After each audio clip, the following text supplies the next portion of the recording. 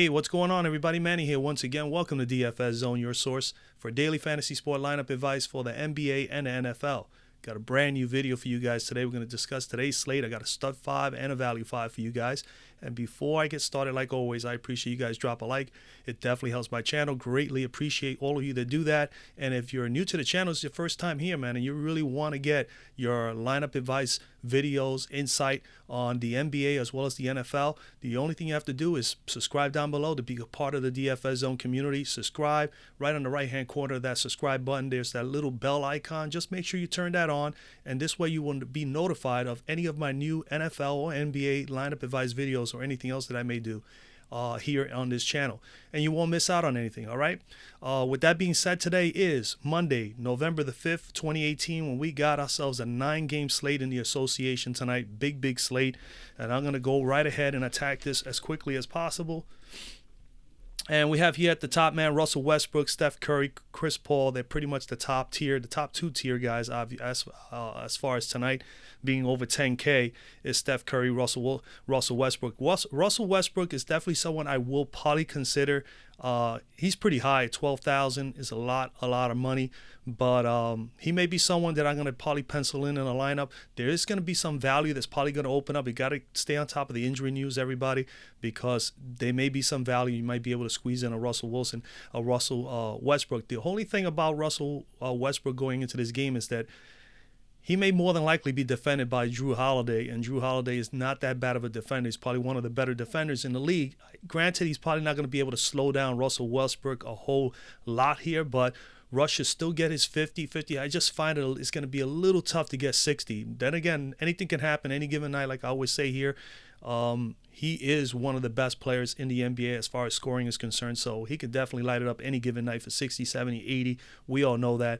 I could just see that being an issue tonight, at least for me. So I am going to probably squeeze him in one lineup just to take a stab at him, but he is not a core play for me. Same thing with Curry. Definitely don't like Chris Paul at all tonight against Indiana. They're tough pretty much all the way around. I'm going to come down to Kyle Lowry. Haven't been on Lowry this year yet. He has been playing well. He's in a decent matchup here, especially with there's no Donovan Mitchell for Utah, and Ricky Rubio being a little vulnerable to point guards. I kind of like the matchup for Kyle Lowry. Granted, Rubio will be able to score on Lowry as well because Lowry is not considered a good defender, but he's coming in pretty good, man. Numbers that look pretty sharp. 18 points, 4.3 rebounds, 11.6 assists, 44.2 fantasy points per game is really nice for Kyle Lowry. 8,300 here on Fanduel. You need about 41 to me value, and on DK he's 8,600, and he's about 42, 43. Pretty much you need there. So he's actually below price of his average right now, and he is capable of getting you 50. He just put up 58 last night. So again, he's on the front end of a back-to-back, but as you can see here, the 29th and 30th, he did a back-to-back. He played 34, 37 minutes the very next night.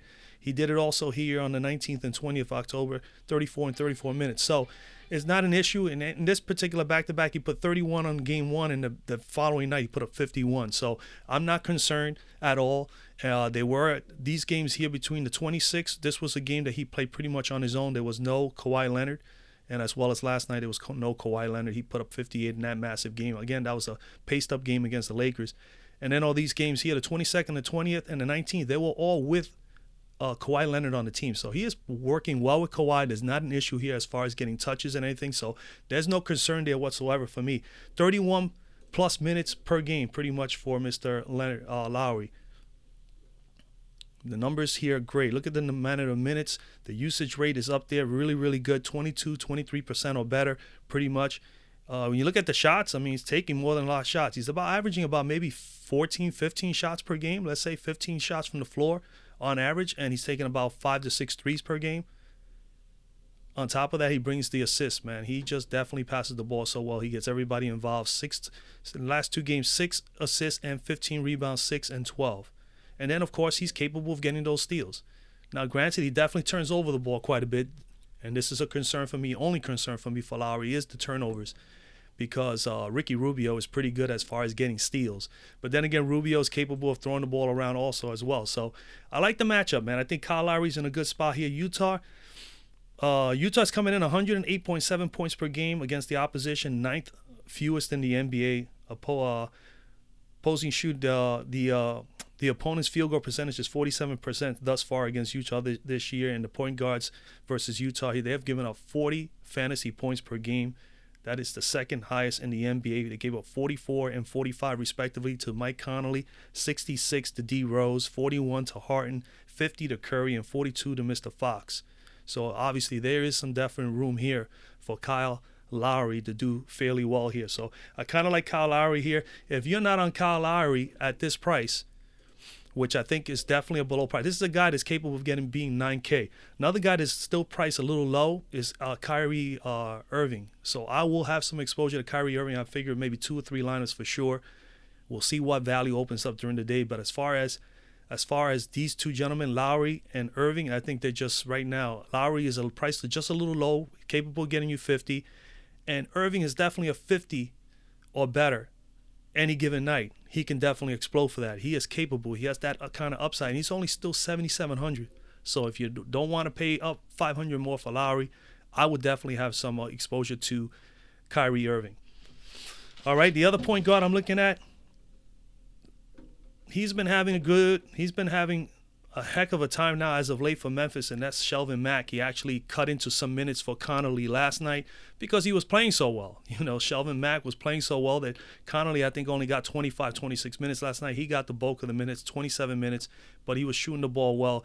21 points from the floor, 1 rebound, 4 assists, 4 steals, and this is what he's done as of late. In the last 3 games, pretty much 27 fantasy points or better. So he's 27 or better in the last 3 games, 27 or better minutes per game during the last 3 games. He's put up 14, 19. Where is he at? He's put up 14, 19, and 21 over the course of the 3 years. So he's just trending up and up as far as even points from the floor. His usage rate is at about 20% in the last 2 games. 20. You figure the 26 and 20, so maybe 23% in the last 2 games. And look at the shots. He's taking 21 from the floor, 9 from 3. And then he brings a little bit of other things. He could pass the ball a little bit. He'll get dirty and get some rebounds. And he's capable of getting some steals. So he brings a couple quality things to the table. This Memphis team is a tough team, man, as far as defensively. This is going to be a nice game. Going up against Golden State. Golden State gives up 110 points per game to the opposition. The opponents are shooting 43% from the floor versus Golden State. Golden State is 29th, as you can see, pretty much where he's at. I think they're 29th. Yes, 29th in defending point guards thus far this year. So that's at near the bottom. They've given up 25 fantasy points per game, which is not a whole lot, but they've given up big games to Schroeder, 45, Ricky Rubio, 29, Mr. Russell of the Brooklyn Nets, 39, and Mr. Tyrese Jones of the Minnesota Timberwolves put up 33. So there is room for Shelvin Mack here to do fairly well. At 4,500, you pretty much need 22, 23, and on DK, he's 4,200. You only need 21, and he's been doing that just in the last 3 games. So I see him still being a part of the rotation. He's healthy. Shelvin Mack could be a very sneaky, nice play here. Again, some people are going to probably be on him now that he is playing well. But I'm not concerned with that. With a 9-game slate like this, he's not going to be that highly owned, and there's probably going to be some value opening up in some other areas. As far as a budget play here, man, really don't like a whole lot of guys down here at the bottom, man, to be totally honest with you. But if you're going to pay up for somebody and you want to get some value, maybe Dylan Wright in this game against Utah might be someone to consider. Possibly maybe Corey Joseph. He's down pretty low at 3,800. And to me, that's about it. I really am not loving the value plays down there. But again, value can open up with these injuries. Shooting guard. At shooting guard, Harden. I'm not on Harden. I'm not on Butler, obviously. He's on rest. Butler's going to probably be playing today, but I'm going to bypass him today at 9,500. Now, granted, he is capable of getting 50 or better any given night as well. I'm going to go down to my boy Victor Oladipo. I like Victor here in this matchup against Houston. It's going to be an important game for Indiana. 22.5 points, 7.3 rebounds, 4.3 assists, 41 fantasy points per game, 9,100. You need 45 pretty much from him there. He's 8,200 on DK. So you only really need 40, 41 on DK. I love that price there on DK. So he's definitely going to be in play for me here on both of the platforms. I think he's more than capable of getting it done. As you can see here, 46, 58, 38, and 44. I mean, he's been pretty much averaging 41 or better over the course of the last 5 out of 6 games as far as fantasy points. 2 straight double-doubles, 4 out of his last 4 games, he's been averaging about 24 points per game, as you can see that here. We come over here to Cruncher and take a better look at him. And Oladipo, the usage rate has been outstanding. 31% pretty much in 3 out of the last 4 games. And then look at the shots. He's taking about 17, 18 shots per game on average. And he's taking about maybe 6 or 7 threes per average per game as well. Then he brings all the other elements. He can rebound. He can pass the ball a little bit. He has a tendency of making some turnovers, but he's good for it as far as defensively. As you can see, 3 steals, 2, 1, 3. He has about what? Like 10 steals over the last 6, 7 games? He's doing everything he needs to do, man, as a stud guy for his team. He is the leader of this team. They're going up against Houston.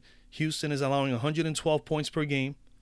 Their opponents are shooting 48% from the floor on them and 35%, nearly 36% from 3.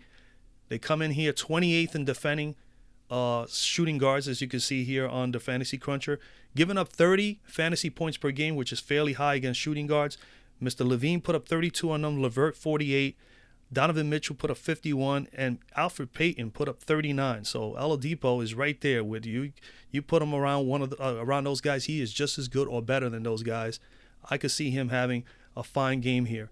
I don't think anybody's going to be able to defend him in the Houston team. They'll probably put Chris Paul on him, but I don't believe he's going to get it done. If it's not Chris Paul, it's going to be probably James Ennis, who is not a bad defender.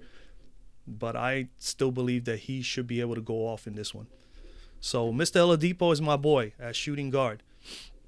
As far as value as shooting guard, I'm going to come down all the way to the OKC. And Dennis Schroeder has been playing well, and especially I've been impressed with him and how well he's been playing with Russell Westbrook on the court. They're now starting to gel, and they're both, again, busy even when they're both together or when he's in there in relief and he's coming off the bench, and he's doing fairly 14.6 points, 4 rebounds, 6 assists, 29 fantasy points per game, 5,500. You need pretty much 27. He's the same price on DK. 27-plus minutes over the last 2 games, as you can see here. Pretty much 24 or better for several games now. His last 2 games, he's put up 32 and 33 respectively, so that's above his average. We always look to see if he's uptrending, and he's trending upward, so that's pretty darn good. We come over here. Last 3 games pretty much. Let's find him. Mr. Schroeder. Last couple of games, man, 15, 21, 20, 16. He's been putting up 15 or better from the floor in the last 3 games. His usage rate is outstanding. When he's on the court, he's being utilized. He's taking shots. 25, 27, 26, 25% or better over the last 3 games. He's shooting 13 to 15, maybe anywhere between 12 to 13 shots per game from the floor, and taking about 4 to 5 threes per game. I would say 3 or 4 threes per game. And then he brings all the other little elements of his game. He's not that bad of a defender. He gets 2 steals, 1 steal here. He passes the ball a little bit. He can rebound. And what I like is that he's like a miniature kind of way of a Russell Westbrook. He's a slasher. He likes coming down the court. He loves running in transition. He don't mind going to the basket. He's aggressive going to the basket, and he's pretty elusive at it as well. And he's capable of hitting the perimeter shot and hitting the 3 here and there. So he brings a lot of little things to the table. I see where maybe Holiday is going to probably defend Russell Westbrook. It's going to free up who's going to defend him? Mr. Moore? Who's going to defend Dennis Schroeder? So I could see Schroeder. If I'm not on Westbrook, I'm on Schroeder. And when they're on the floor together, or when he's on the floor, should be able to do fine, especially if he's not up against Holiday. So I really like the factors of him coming off the bench, and when he's on the floor with Russell, chances are Holiday's going to be on Russell, not on Dennis Schroeder. So Schroeder is going to definitely have some opportunities today. He's going up against New Orleans, 120.6 points per game against the opposition. They are 4th in defending shooting guards thus far this year, which is not bad. They are shooting guards have given up 29.2 fantasy points per game to shooting guards this year. Mostly those games were mostly defended by Mr. Holiday. Big games were only given up to Gary Harris, put up 48. Donovan Mitchell put up 35. Levert put up 32 against them, and Harden put up 51. So again, I think that Schroeder has an opportunity, at least here, to meet value and maybe exceed it. I could see him getting 35, 40. I would not be surprised if he gets 40 or more in this matchup, especially if Holiday definitely defends Russell Westbrook throughout the entire night. I just don't see who's going to defend this guy who is just as quick as Russell Westbrook. All right. So let's go over. I mean, I don't have really right now anybody that I like as far as value. So I'm just going to move forward to small forward. At small forward, I'm going right to my boy Kawhi Leonard. 10,100. You need 50 from him. You need 46 on DK as he's 9,200. He's putting up 26.7 rebounds, 3.4 assists, 46.5 fantasy points per game. We know he has 50, 60-point upside. He needs 50 here, and like I said, in 46 on DK. He's gotten some rest in between. Pretty much 40 in the last game that he played, 57. 3 out of his last 4 games, he's had 51 plus, and he has 26 plus. He has 30 plus minutes, over the last 4. Let's go here over the last 4 games as well. 30 plus minutes, which is very important on how much minutes he gets on the floor. He's 30 or better in 4, 5, pretty much 7, 8 straight games. His usage rate is through the roof. He's a little choppy here and there, but he's more like about 25 to 27% on average. And you can see here he takes more than enough shots. He's getting probably about 17, 18 shots per game and about maybe 3 or 4 on average shots from 3. He gets to the foul line. When he attacks the basket, he gets to the foul line a lot, so he gets a lot of fouls there as well. His rebounding skills are good. His assist totals are good. As you know, he is one of the best defenders in the league. 2 steals, 1 block here pretty much in the last game, 4 steals. He has 7, 9, 10, 11, 12, 13 steals in the last 4 or 5 games that he has played. So, I mean, we know what we're getting with Kawhi Leonard. It's just a matter of matchup. He's going up against Utah. Utah is fairly good, 108.7 points per game to the opposition, fewest in the NBA, ninth fewest in the NBA. Opponents averaging 47% from the floor against them. Utah is 9th in defending small forwards thus far this year, allowing only 22.7 fantasy points per game. But they did give up 63 to Durant, 35 to Andrew Wiggins. That's about it. Everyone else that they have faced at small forward have been nobody but low-tier or mid-tier small forwards. They haven't faced any top tier other than Durant, and you figure mid-tier, near that upper tier, maybe Andrew Wiggins, but that's about it. Everybody else has been really non-existent. So this is definitely a big game and an opportunity for him to do some damage against Utah. So I like the matchup. I like Mr. Kawhi Leonard at 10,100. We come down as far as value. Tough spot here too as well, man. But I'm going to come down to somebody who has potential to give you 40, 50, and that's Tyreke Evans. 4,900 in a game where Houston gives up tons of points. He's been starting to get a little bit more action on the floor. As you can see, 17 or better minutes in the last 3. He's coming in 11 points, 2.4 rebounds, 2.9 assists, nearly 3 assists a game. 22.4 fantasy points at 4,900. You need pretty much 23, 24. And on DK, he is 4,500. You need 22 there. Very doable for Tyreke Evans, and as long as he gets the minutes. The last 2 games, 13 or better points from the floor. And as you can see, a 19 spot, and a 25 spot. So he's trending upward slightly. We come over here, and he's pretty much... Where is he? Tyreke. And he's pretty much, his usage rate when he's on the floor is incredible. 24 to as much as 29, even as high as in the 30s when he's on the floor. Because when he's on the floor, he is definitely, when he gets his hands on the ball, he is definitely thinking about attacking the basket and making shots. He's taken 11 to 12 shots over the last 2 games. Pretty much anywhere between 8 to as much as 12 over the last 3 games. He's taken a few threes, maybe about 2 or 3 per game on average. He gets to the foul line a little bit. He does a little bit of everything. He can defend. He gets some steals. He gets some blocks. He just needs to be on the floor, get a little more acclimated with this Indiana team. This is a player. He's 4,900. This is a player that was an 8K player just 2 years ago. Last year, at some points of the year, he was 7,500 or so. He's a guy that's very, very cheap. You know, with an upside of 40, 45 easily, he can get you 50 on some given nights. He has the skills to be able to do that. And this is a nice little matchup against him, against Houston today, who definitely struggle with small forwards. 112 points per game versus the opposition, 28th in defending small forwards thus far this year. They've given up 23.7 fantasy points per game this year, which is not a whole lot because they haven't faced a whole lot of good players. So there's a good chance here for Evans to make a statement. Moore 28, Justin Holiday 22, Harden, Joe Harris put up 26. The only notable name here is Tobias Harris, and he had a downer game. He was defended by James Ennis in that game. I checked it out. So he put up only 27. And Joe Ingles put up 23. Those are the two most notable worthy mentions as far as small forwards here. So Mr. Evans is definitely in a spot where he could possibly shine in a very, very, a game that Houston loves to put up a lot of points, and Indiana likes to definitely get into that half court set and make the game a little bit less of a pace game. Tyreke Evans is definitely good in the half court set. So, I mean, this could be a very sneaky play here. I kind of like the matchup. So Tyreke Evans is my boy there as value play. We go to power forward. Anthony Davis, I'm all over Anthony Davis. If he plays, I like Anthony Davis in this matchup. I'm willing to pay up for one or possibly two major studs today. So my major guy is Kawhi Leonard. Other than Kawhi Leonard, I'm all over Anthony Davis as long as he's feeling good. He did play the other day. It's just a matter of time from him to putting up a 60-70 spot, which he's due for.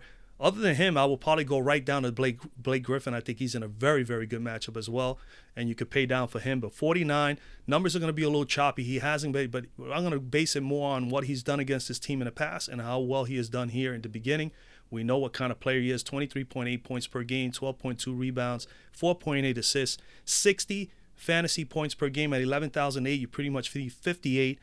And on DK's 11.3, you need pretty much 56 there. 6 out of his last 7 meetings against this team, I went back to look, against OKC, he's put up 53 plus, and he has, of course, 70 and 80 point upside. He's also a 1 fantasy point per minute. He smashes that all the time as well. So you know you're getting that at least from Anthony Davis. It's going to be interesting here how OKC defends him, if they're going to use the big man Steven Adams or they're going to put the more athletic player in Jeremy Grant. I think that I would love to see Steven Adams defend Julius Randle, because I kind of like Julius Randle as the center here today. I would love to see Steven Adams defend Julius Randle, because I think Julius Randle will be able to work himself around him with his physical and his athletic ability. But getting back to Anthony Davis, usage rate a little choppy, but on the norm here, pretty much 24 to 27%. And then, of course, he's going to get a numerous amount of shots. We know that. He's going to take about 16, maybe as many as 20 per game. And then, of course, he does all the other things that we love to see from Anthony Davis. He rebounds, he blocks shots, he defends, he blocks shots, he gets some steals here and there. And he has the occasional game where he throws up a couple of nice assists. The beauty of him also is that he has, so far this year, in 6 games that he has played, he has had 5 double-doubles. Okay, and we know that he's capable of getting a double-double any given day, and he is capable of getting a triple-double here and there. Going up against OKC, 110.8 points per game versus the opposition. They are allowing 45% field goal percentage to their opponents. As you can see here, they're number 1 in defending against power forwards and centers, because they have been thus far. But they haven't faced a whole lot of good players. Right now they're giving up only 22.4 fantasy points per game. And when I seen that, I needed to look in deeper and find out whom they've played. So Gallinari put up 35 and 33 in 2 games against them, and Draymond Green put up 28, and that is it. They have not faced anyone near Anthony Davis's, skill set or potential. They have not. So this automatically leads me to believe, hey, you know what?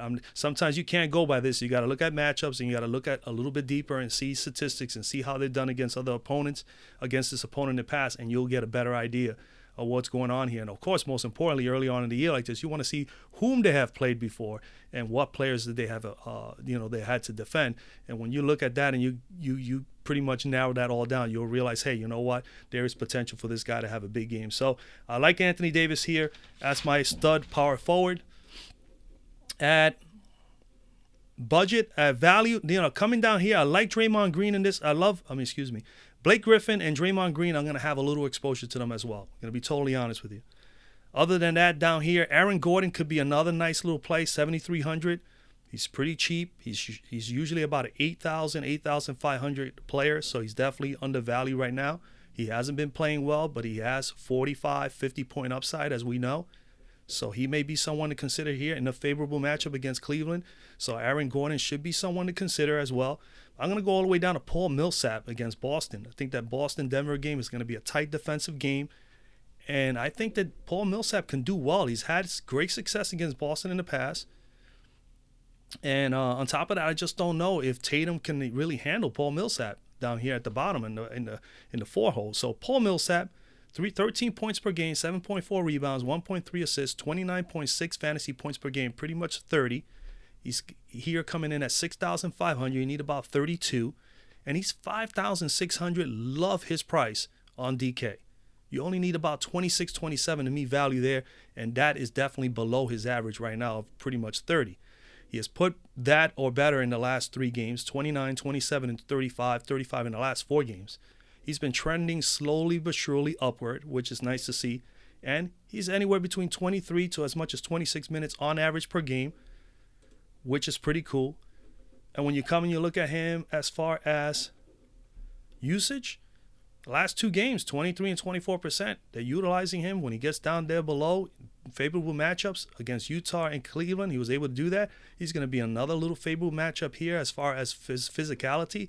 He's definitely a stronger player under the boards. 6, pretty much 10 shots in the last game, 9, 13. So anywhere between 10 to as much as 12 shots per game. Gets an occasional couple of threes. He's capable of burying those once in a while. He's not going to take a whole ton of those. But what he brings to the table is all the other things. He can pass the ball a little bit. He can rebound. As you can see, he's capable of defending, getting some steals. And he has those occasional games where he gets blocks. He did blocks here. Look at this. Pretty much 5, 6 games in a row here prior to the last 2. He had at least 1 or 2 blocks a game. So that's where we're going to gain the fantasy points from him. He's been pretty steady, over 16 points per game pretty much in 3 out of the last 4 games. I love the whole opportunity for him here. Going up against Boston. Boston, yes, we all know, the best team in the NBA as far as defense. 99.8 points per game allowed to the opponents. They're holding opponents down to 41% shooting, which is also pretty darn good. They're 22nd, though, in defending power forwards. This is where their weakness is at. It's up front. And we always like to pick on Boston, more so in the front court. So Millsap is in a good spot here. Versus power forwards, they've given up 25.2 fantasy points per game. They did give up 44 to Blake Griffin and 54 to Giannis. Those are top dogs there. Millsap is not quite in the Blake Griffin, Giannis, level, but it definitely gives us an opportunity and does also tell me, hey, you know what, that Millsap can get 35, 40 in this game, and I think he can. All right, so that's where I'm at with Millsap. That's pretty much what I'm at as far as power forward. We go to center. And at center, staying in the same game, I got to go with my boy Jokic. Everybody who's been here with me since I started the channel back 7 months ago and I got into the NBA, which was what I was covering when I first started, almost once or twice a week, I was always preaching on Jokic. Jokic is my man. Right now, 9,500. He's too cheap here. He's 9,400 on DK. You pretty much need 46, 47 to meet value. And he's averaging about 46 right now, coming in at 18 points, 10 rebounds, 7.7 assists. He's almost always a double-double and very close to a triple-double all the time. For me, the most balanced and the most dangerous center in the league. I've said it before here if you've been here long enough, and you're going to hear it from me throughout the year. He hasn't had monster games. The last time I told you guys I was on him, I told you he was due for a monster game, and he came up and he put up this 58 spot here against Chicago. He's in another favorable position here today. Boston definitely struggles up front against centers. This is a game that he should be able to get 50 or better. I really like him here. He's coming in 42 plus in 4 out of the last 5 games. He has, of course, 60, 70-point upside. He has had a double-double, okay? And triple, we know that he's double-double and triple-double capable almost every single night. 26 to 27 minutes pretty much on average. Let's come over here to the cruncher. And he has been solid, man. He's got the minutes. He gets the minutes. He's got the usage. He's going to get touches on the ball. And look at the shots. Not huge shots because he does all the other things too. Like in the last game, comes to show you, put up 9 shots, only shot about 30% from the floor. Didn't hit a 3, but look what he did. He went out and rebounded 10 rebounds, 16 assists. He got other players involved. He did what he needed to do. And on top of that, he still got 1 steal. He doesn't foul a whole lot. But he only put 7 points up from the floor, and he still put up 42 fantasy points, just slightly above value. That is crazy. That comes to show you how good he is. He was off over here, and he still put up 58 because he went out and he did this. 2 steals, 3 blocks. This can happen any given day with Mr. Jokic. So, again, Jokic is in play for me, man. Going up against Boston, again, the numbers are the same. 99.8 points per game, 41% field goal percentage to opponents.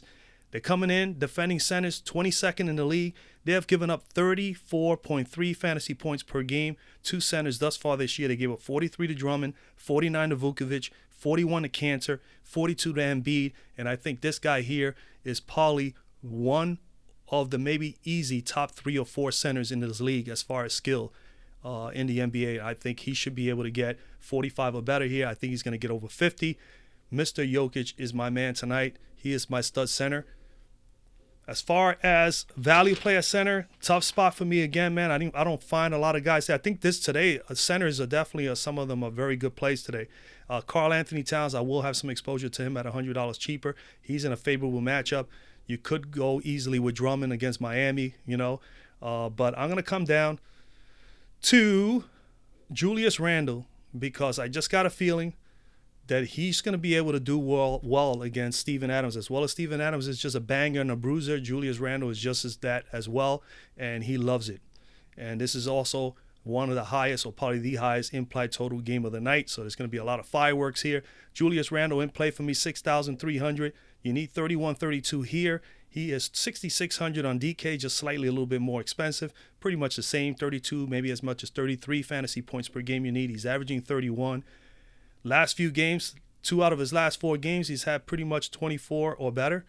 He's had 2 40-point games over the last 4 games. So he has 40, 45-point upside. At this price, he's definitely all GPP. Obviously, I'm giving you all these guys. They're all guys that I'm considering for GPP. If you want to hit me up for cash, just basically, don't be afraid to comment down below and let me know. I'm interested in a couple guys for cash. Who you think is the best? I'll be more than happy to let you know what I think for the game for the slate. And let's go over to the cruncher, and let's go to Mr. Julius Randle. And again, the minutes are there, 26 pretty much on average out of the last 4 games. The usage rate when he's on there, he's gonna be aggressive. He's gonna get the ball. He's gonna try to do something with it. 9 to as much as 16 shots per game, more on the average of maybe 12 to 13 shots per game. And, of course, he gets to the free throw line a whole lot because he is very aggressive and physical. So he is not afraid to take the ball down in the paint. And that's where he gets to the foul line a lot. And he's not too bad. He had a bad shooting night here, but as you can see, he is capable of putting down those free throws as well. Rebounding, assists, and, of course, he brings in that physicality as well with some blocks and some steals time to time. Could get into foul trouble here and there. As you can see, he gets to foul trouble quite a bit.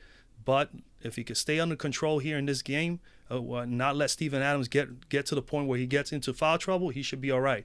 As far as OKC, 110.8 points per game, 45% field goal percentage allowed to the opposition. They are pretty much number 1 right now in defending centers, but when I looked at them a little bit more, 26.9 fantasy points per game, which is not too bad at all, but they only have given up 31 to Harford, 35 to Bjelica, and 33 to Ayton of Phoenix. That's nobody. They haven't really faced a whole lot of opposition, a lot of top tier, really physical centers. Even Julius Randle is not a center. He's playing pretty much power forward. If he gets defended by Jeremy Grant, I still think he's going to be doing just fine there, being a lefty and all that, and being so physical. So either one of the two, I'm okay with. All right? So that's pretty much where I'm at, man. Julius Randle is in play. If you had a value play here, definitely with Whiteside. Before I started doing the video, Whiteside is out. So you gotta consider Bam here. You got to consider Bam here for Miami. He's going to get over 25 minutes here. He's at 3,800. He only needs 18. And he's 4,300 on DK. You need about 21.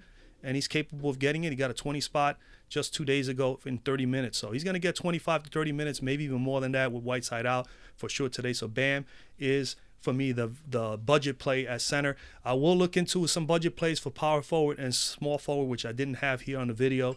I was pressed for time, so I just wanted to make sure that I get a video out for you guys before it gets pretty late. But that's pretty much where I'm at. Again, if you want to know anything about cash plays, just let me know. Comment down below on the video. As you know, at the end of the day, I will post up before lock what I believe. If all the players I share with you are still in play, I'm going to let you know. And on top of that, I'm going to let you know what value has come about with all the injuries that we have out on the table tonight. All right, guys? That's pretty much it, man.